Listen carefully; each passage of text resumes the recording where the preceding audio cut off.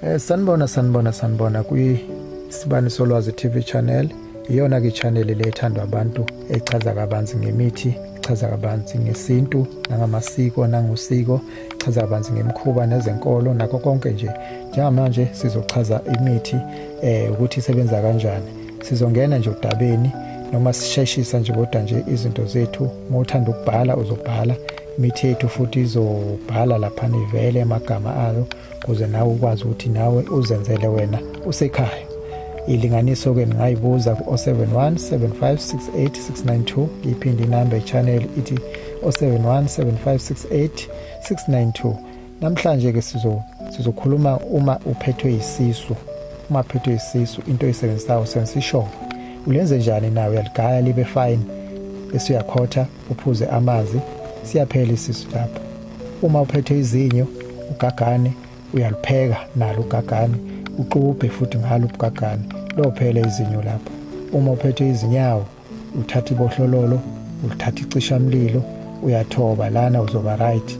Uma uhlushwa idliso uthatha umbola amafutha engwenya uyakhotha uzoba right nalapho.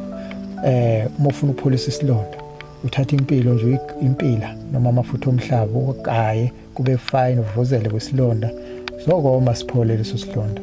Namafutha enhlwathi ke mase kupheli mase somile mothanda ufake namafutha enhlwathi ugcobe lapho la kanjani sophola leso silonda. Uma uphethe izindlebe hayi noma kanjani uthatha amafutha enkukhu amatepe enkukhu ufake endlebeni uzoba right. Mothanda futhi ufake lento okuthiwa isikolokodo uyishise laphana bese uthatha amanzi akhona wakhamela endlebeni noma kanjani indlebe izophela.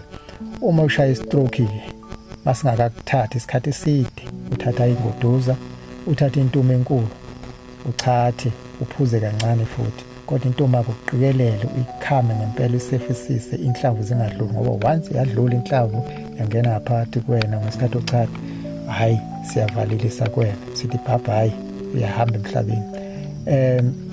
Nangu la umuntu ulala isilwane uyavuka umanzi hayi na amafutha awasebenzisayo sebenzisa amafutha engwenya uyagcoba nje isitho sakho sangasese hayi isilwane lapho sothi masifika sivele sibaleke ngeke sasondela isilwane lapho. Uvula amaphupho okucace konke uma kuya ukuthi nje yaphupha izinto zakho ayicaci usebenzisa induku okuthiwa umhlahlo uphuza mulala ugquma ugeza uphalaze uzoboniswa.